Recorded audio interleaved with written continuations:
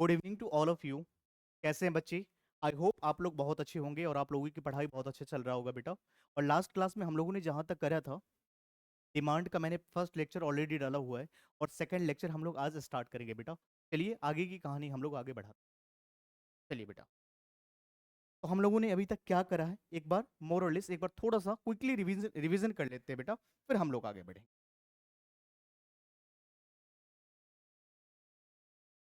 तो डिमांड की अगर हम बात करें बेटा, डिमांड में मैंने बताया था आपको बेटा, ये एक फ्लो कॉन्सेप्ट, ये एक फ्लो कॉन्सेप्ट।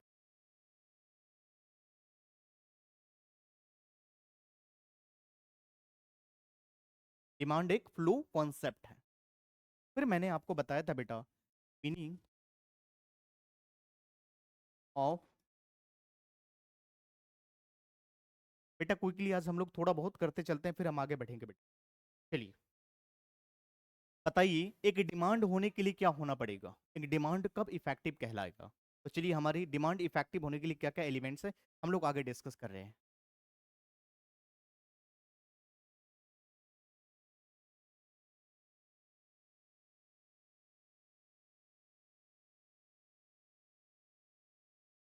इफेक्टिव डिमांड होने के लिए बेटा एक विश होना पड़ेगा,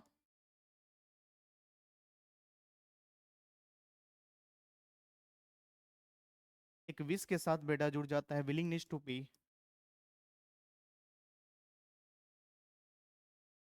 और उसके बाद जुड़ता है बेटा एबिलिटी, एबिलिटी टू पे, और उसके बाद क्वांटिटी एंड प्राइस। चलिए बेटा हम बात करते हैं कि एक डिमांड आपका इफेक्टिव कब कहलाता है। एक डिमांड इफेक्टिव होने के लिए बेटा एक डिजायर का होना बहुत जरूरी है। आपके मन में एक डिजायर उत्पन्न हुआ, आई विश, विश, काश मेरे पास ये चीज होती, काश मेरे पास घर होती, काश मेरे पास बंगला होता, काश मेरे पास ये चीज होती। बेटा वो सोचने से आपको डिजायर कभी भी पूरा नहीं हो सकता है। उसके लिए क्या क्या एलिमेंट चाहिए होगा बेटा, हम उसके ऊपर डिस्कस करेंगे। डिजायर तो सबके मन में होता है बेटा, लेकिन डिजायर होने से कभी भी कोई डिमांड कंप्लीट नहीं माना जाता है। डिमांड होने के लिए विलिंगनेस होना जरूरी है, एबिलिटी होना जरूरी है बेटा, और जब तक एक क्वांटिटी नहीं होगा बेटा, तो आप कैसे उसको परचेज कर। तो सबसे पहला एक विश होना चाहिए, सबसे पहले एक माइंड में एक आपके विश उत्पन्न होता है कि मेरे पास ये चीज होना चाहिए बेटा। उसके बाद विलिंगनेस टू पे, एबिलिटी टू पे, quantity of the commodity, price of the commodity. बेटा ये सब कुछ आपको पसंद आ गया, सब कुछ अच्छा लगा, आपका विश भी है, आपके पास विलिंगनेस भी है, आपके पास एबिलिटी टू पे भी है बेटा, क्वांटिटी भी है, लेकिन प्राइस में नेगोशिएशन हुआ बेटा, प्राइस में आपका आपको समझ में नहीं आया, क्या आप इस कमोडिटी को डिमांड कर पाएंगे बेटा? नहीं, एब्सोल्युटली नहीं। क्योंकि डिमांड तभी आपका कंप्लीट होगा, प्राइस का नेगोशिएशन, प्राइस में भी आप अगर सेटिस्फाइड है तभी आप इस डिमांड को कंप्लीट कर सकते हैं। अदरवाइज आप डिमांड आपका इफेक्टिव नहीं कहलाएगा बेटा। चलिए यहाँ तक क्लियर है, मैं आगे बढ़ सकता हूँ। अब हम बात करते हैं डिटर्मिनेंट्स।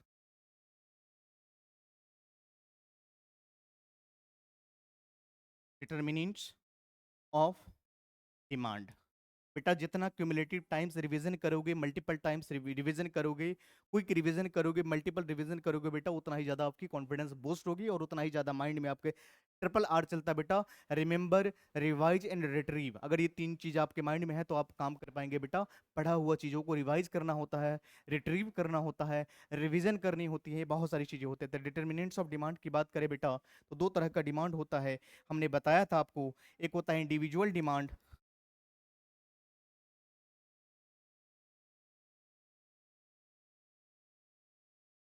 और एक होता है बेटा market demand.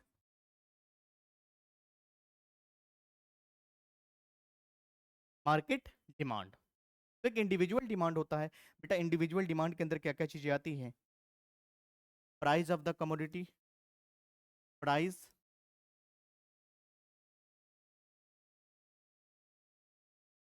Price of the commodity, price of related commodity, income of the consumers,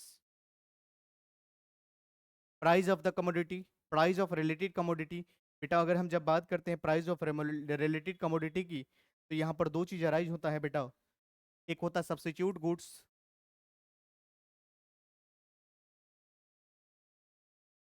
और एक होता है बेटा complementary.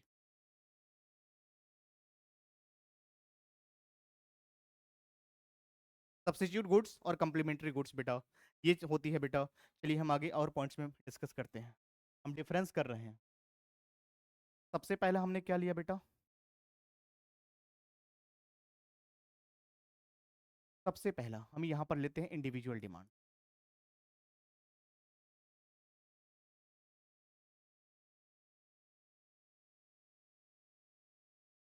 Number one, price of the commodity, price of related commodity, उसके बाद income the consumers, sum of the consumers, उसके बाद test and preferences consumers, किसी भी कमोडिटी का taste and preferences, future expectation about price in price, these are the factors. बेटा एक बात का ध्यान रखेंगे, थोड़ा सा बैक चलेंगे। डिटर्मिनेंट्स ऑफ डिमांड को हम कह सकते हैं बेटा factors affecting, factor affecting demand of a commodity.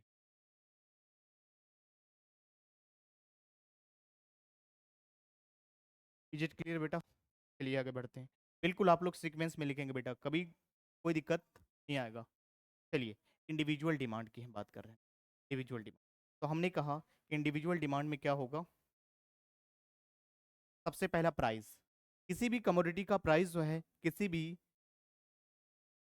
भी कमोडिटी का प्राइस की अगर हम बात करें, तो किसी भी कमोडिटी को कंज्यूम करने में आपका इफेक्ट करता है। मैं कह सकता हूं कि अगर प्राइस जो है एक इसेंशियल एलिमेंट्स है, तो किसी भी कमोडिटी को परचेज करने को, जो कमोडिटी का विश जो है उसको कंप्लीट नहीं होने देता या उसको कम करता है। जैसे मान लीजिए प्राइस अगर किसी कमोडिटी का मान लीजिए ज्यादा है, तो क्वांटिटी डिमांड है, ऑब्वियसली बात है क्या होगा बेटा? कम होगा।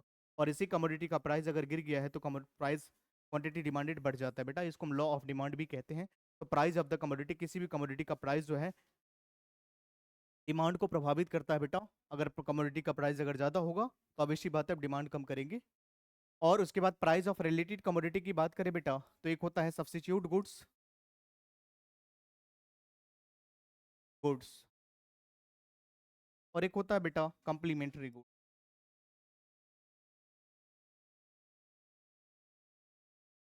जब हम बेटा बात करते हैं सब्स्टिट्यूट गुड्स, तो सब्स्टिट्यूट गुड्स का मतलब क्या होता है हम समझेंगे।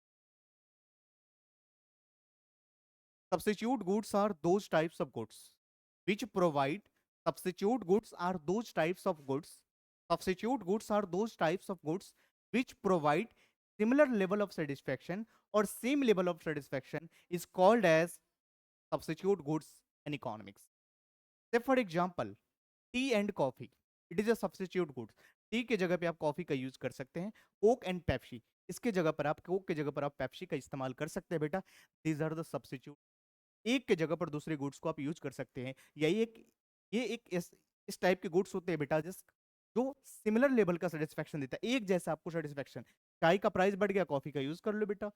कोक का प्राइस बढ़ गया, पेप्सी का यूज कर लो आप। तो इस तरह से कर सकते हो। तो सब्सटीट्यूशन इफेक्ट क्या होता है बेटा? पॉजिटिव होता है।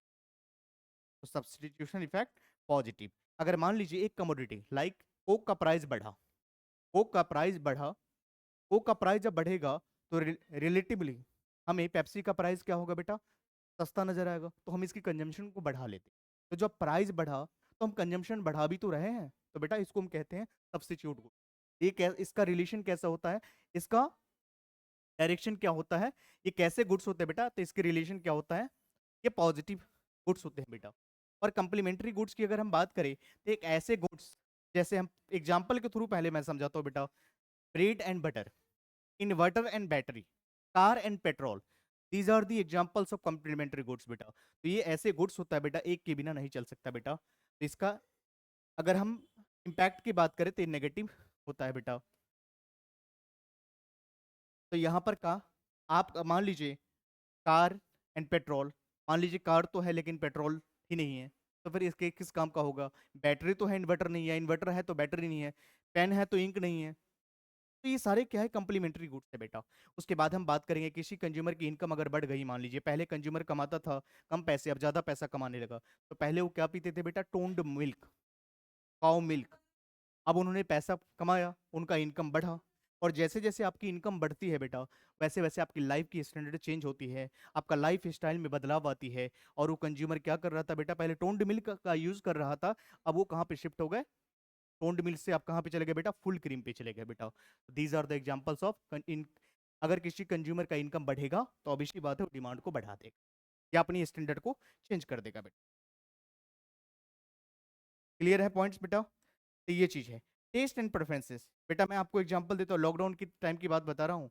Test and preferences, addicted person, बेटा उस टाइम में राशन लोग स्टॉक कम करते थे, और जो एडिक्टेड पर्सन थे वो अपना जो जुगाड़ होते हैं बेटा उसको स्टॉक करके रखा था, प्राइस कितना भी बढ़ा, बट वो अपना कंजम्पशन को कम नहीं करा, कसम खाया हुआ था कि मैं कम नहीं करूंगा।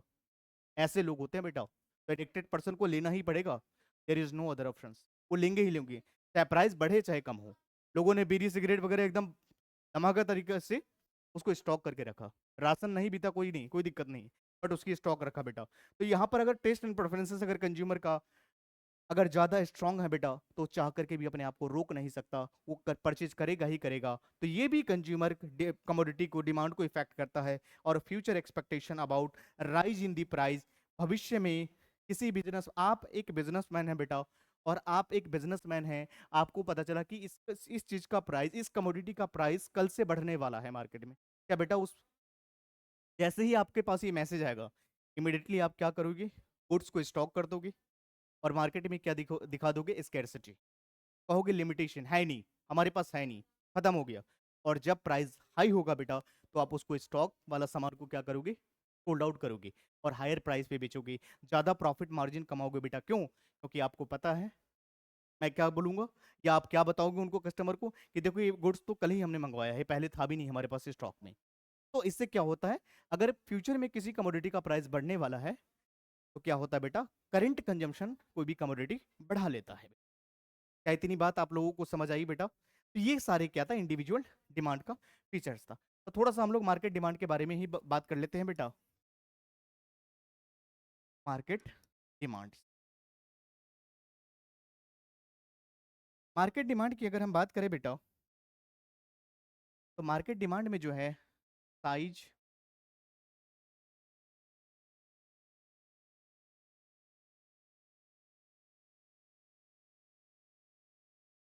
And composition of population, size and population of, size and composition of population, weather and regions, distribution of income. बेटा यहाँ पर आप ध्यान से देखेंगे तो ये मार्केट डिमांड है बेटा। इंडिविजुअल डिमांड वो डिमांड होता है बेटा जहां पर एक कमोडिटी की डिमांड, किसी एक व्यक्ति का डिमांड, वो क्या कहलाता है, इंडिविजुअल डिमांड कहलाता है। और जब मार्केट डिमांड की अगर हम बात करें तो summation of all the individual demand of the commodity is called as market demand of that commodity. सबसे पहला, size and composition of the population.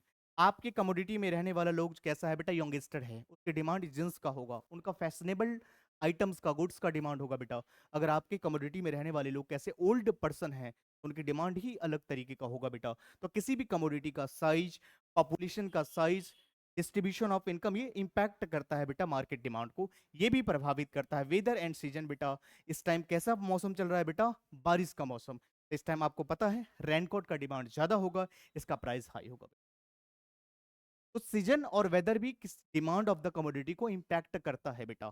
तो कोई भी चीज अगर आप मान लीजिए उस सीजन में खरीदेंगे तो ऑब्वियसली बात है उसका नया नया फैशनेबल आइटम्स भी आते हैं, गुड्स भी मार्केट में इंट्रोड्यूस होती है बेटा, तो इसकी प्राइस ज्यादा होती है। फिर हम बात करेंगे distribution of income, un distribution या uneven distribution of income. यहाँ पर रिच पर्सन और रिच होते हैं और पुअर पर्सन और पुअर होते हैं, यहाँ पर discrimination of distribution of income होती है बेटा। These are the factors affecting demands of the commodities. चलिए बेटा हम आगे बात करते हैं कि डिमांड फंक्शन क्या होता है।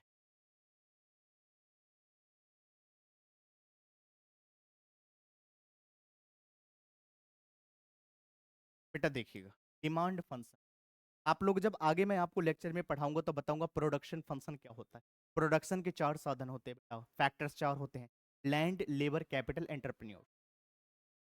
इन्हीं की मदद से हम प्रोडक्शन करते हैं बेटा इकोनॉमिक्स में। अगर हम बात करें प्रोडक्शन फंक्शन क्या होता है, तो रिलेशनशिप बिटवीन फिजिकल इनपुट्स और आउटपुट के बीच में जो डिफरेंस बताता है बेटा, हम उसको कहते हैं प्रोडक्शन फंक्शन। इस तरह से हम आपको बताएंगे बेटा कि डिमांड फंक्शन क्या होता है बेटा। डिमांड फंक्शन हम किसको बोलते हैं, तो बेटा दो तरह से हमने बात करा। हमने अभी आपको बताया कि डिमांड फंक्शन को हम इंडिविजुअल और हम क्या करते हैं बेटा यहाँ पर इंडिविजुअल और मार्केट, दो कैटेगरीज में हमने इसको अलग करा बेटा। हमने आपको बताया, हम दोनों तरीके से आपको बताने का प्रयास कर रहे हैं बेटा, जिससे कि आपको समझने में दिक्कत नहीं आएगा।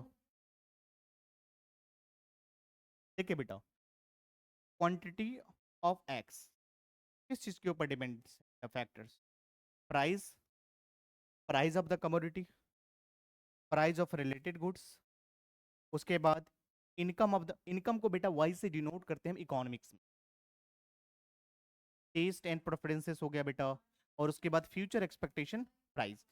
ये सारे फैक्टर्स जो है बेटा किसके ऊपर डिपेंडेंट है, ये क्वांटिटी ऑफ एक्स जो है बेटा, किसी कमोडिटी का क्वांटिटी ऑफ एक्स किन फैक्टर पे डिपेंडेंट है बेटा, प्राइस पे, प्राइस ऑफ रिलेटेड गुड्स बेटा, और इनकम ऑफ द कंज्यूमर्स, उसके बाद क्या है बेटा टेस्ट ऑफ द प्रेफरेंसेस, और वाई का मतलब होता है factors, future expectation rise in price. Is it clear. तो क्वांटिटी ऑफ एक्स जो है किस फैक्टर के ऊपर डिपेंडेंट है बेटा, तो P for price of the commodity, R for relative goods of the commodity जो मैंने बताया सब्सिट्यूट गुड्स और कंप्लीमेंट्री गुड्स, फिर हमने बताया इनकम ऑफ द कंज्यूमर्स, उसके बाद हमने बताया कि taste and preferences of the consumers, और उसके बाद हमने बताने का प्रयास करा कि fact future expectation rise in price. और जब बेटा हम बात करते हैं मार्केट डिमांड, तो मार्केट डिमांड भी किसी भी क्वांटिटी ऑफ एक्स किस फैक्टर पे डिपेंड करता है बेटा, तो यहाँ पर हम बात करेंगे फैक्टर्स, तो यहाँ पर क्या होगा बेटा साइज एंड पॉपुलेशन, पॉपुलेशन का साइज जो है, और उसके अलावा क्या होगा वेदर एंड सीजन, और उसके अलावा क्या होगा बेटा distribution of income. In factors के ऊपर क्या है बेटा कि क्वांटिटी ऑफ एक्स की हम बात करें, मार्केट डिमांड इन फैक्टर्स के ऊपर डिपेंडेंट है बेटा, हम इसको क्या कहते हैं मार्केट डिमांड। तो ये बेटा क्या होता है डिमांड फंक्शंस। क्या इतनी बात मेरी समझ में आया बेटा आप लोगों को। डिमांड क्या होता है बेटा, फ्लो वेरिएबल होता है, फ्लो कॉन्सेप्ट होता है, because we study in a given period of time. जिस भी कमोडिटी का स्टडी आप करते हो given a period of time में बेटा, हम उसको कहते हैं डिमांड फ्लो कॉन्सेप्ट होता है बेटा, और सप्लाई जो होता है स्टॉक कॉन्सेप्ट। क्या यहाँ तक का पॉइंट्स क्लियर है बेटा। चलिए आगे, चलिए फिर हम बात करते हैं बेटा इससे आगे। एक पॉइंट्स आपका आएगा बेटा यहाँ पे, एक्सपेंशन,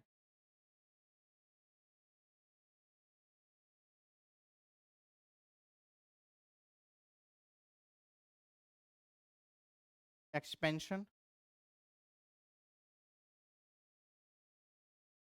एक्सपेंशन ऑफ डिमांड और contraction of demand.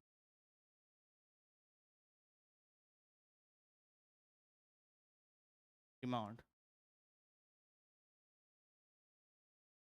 Contraction of demand.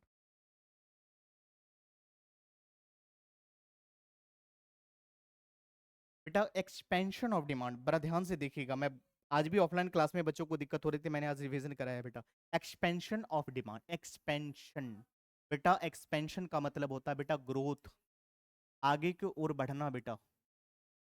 Expansion of demand, expand करना, डिमांड क्या होना, बढ़ना। भाई डिमांड कब बढ़ता है आप बताइए मुझे, डिमांड कब बढ़ता है किसी कमोडिटी का? जब उसकी प्राइस कम होती है तो डिमांड क्या होता है, एक्सपेंड होता है बेटा। हम उसको एक्सपेंशन ऑफ डिमांड कहते हैं। तो यहाँ पर अगर हम बात करें, एक्सपेंशन ऑफ डिमांड का मतलब होता है price falls, price falls, price यहाँ पर गिरेगा और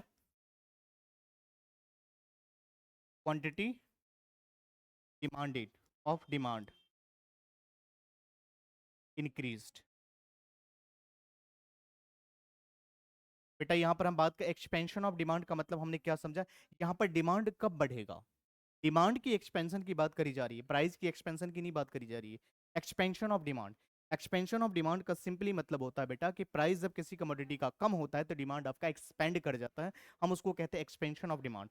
तो यहाँ पर प्राइस फॉल होने की वजह से क्या हुआ बेटा, क्वांटिटी डिमांडेड आपका बढ़ गया है बेटा, हम उसको क्या बोलते हैं, एक्सपेंशन ऑफ डिमांड। और यहाँ पर क्या हुआ है बेटा,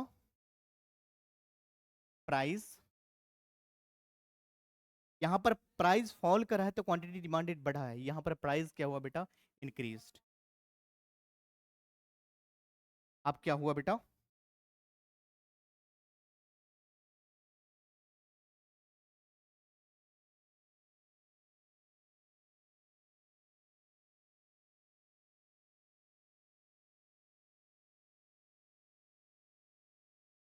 क्वांटिटी डिमांडेड, यहाँ पर प्राइस बढ़ने की वजह से।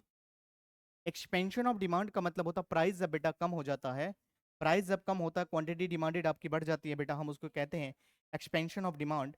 और जब हम बात करते हैं बेटा, यहाँ पर प्राइस क्या हुआ है बेटा, बढ़ गया है, और यहाँ पर क्वांटिटी डिमांडेड किसी कमोडिटी का कम हो जाता है बेटा, हम इसको कहते हैं contraction of demand.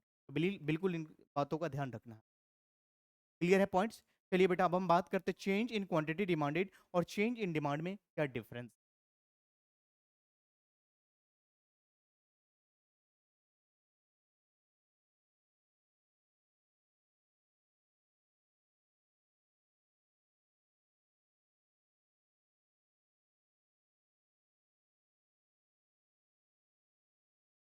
Change in demand,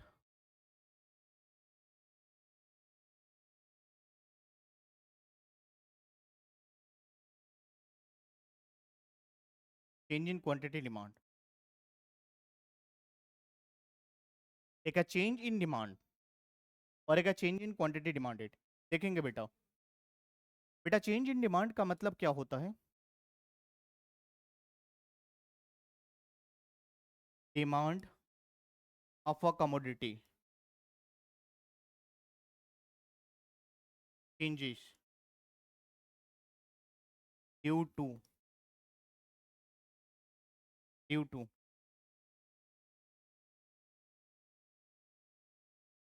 other than price of the commodity is called,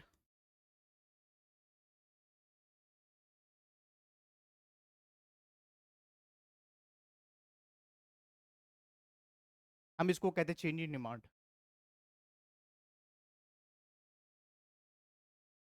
demand of a commodity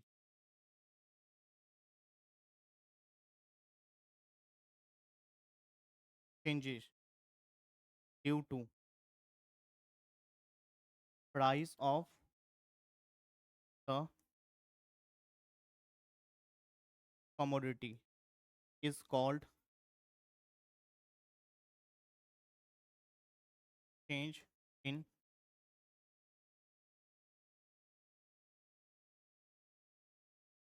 change in quantity demand। चलिए बेटा, एक होता है चेंज इन डिमांड, अगर डिमांड में चेंज आती है बेटा ड्यू टू, डिमांड में चेंज आता है, कमोडिटी डिमांडेड में चेंज आता है due to other than price, price के अलावा कोई और फैक्टर की वजह से अगर डिमांड में बदलाव आती है बेटा, हम उसको कहते हैं चेंज इन डिमांड। और अगर प्राइस के वजह से किसी भी क्वांटिटी ऑफ डिमांड में अगर चेंज आता है बेटा, हम उसको कहते हैं चेंज इन क्वांटिटी डिमांडेड। यहाँ वर्ड से क्वांटिटी, बेटा क्वांटिटी में तभी बदलाव आएगा जब प्राइस में चेंज आएगा। प्राइस अगर कम होगा तो ज्यादा क्वांटिटी ऑफ डिमांड आप कंज्यूम करोगे, प्राइस अगर ज्यादा होगा तो आप कम क्वांटिटी ऑफ डिमांड कंज्यूम करोगे बेटा। तो अगर जब भी अगर कभी भी किसी कमोडिटी में अगर प्राइस के कारण, price is the essential elements बेटा, अगर प्राइस की वजह से किसी कमोडिटी में अगर डिमांड में चेंज आता है तो उसको हम कहते हैं चेंज इन क्वांटिटी डिमांडेड। ज्यादा प्राइस पे कम परचेस करते हो और कम प्राइस पे आप ज्यादा परचेस करते हो, कब? चेंज इन क्वांटिटी डिमांडेड के केस में। और जब हम बात करते हैं चेंज इन डिमांड के केस बेटा, तो change in demand, change of demand of the commodity other than price of the commodity, like price of related goods, taste of the consumers, income of the consumers, future expectation rise in the price। ये दोनों के बीच में क्या similar difference है बेटा? तो यहां तक आप लोग जो है रिवाइज करेंगे और बाकी we will discuss next class बेटा। चलिए पढ़ते रहिए बेटा और आगे बढ़ते रहिए। थैंक यू बेटा, थैंक यू सो मच।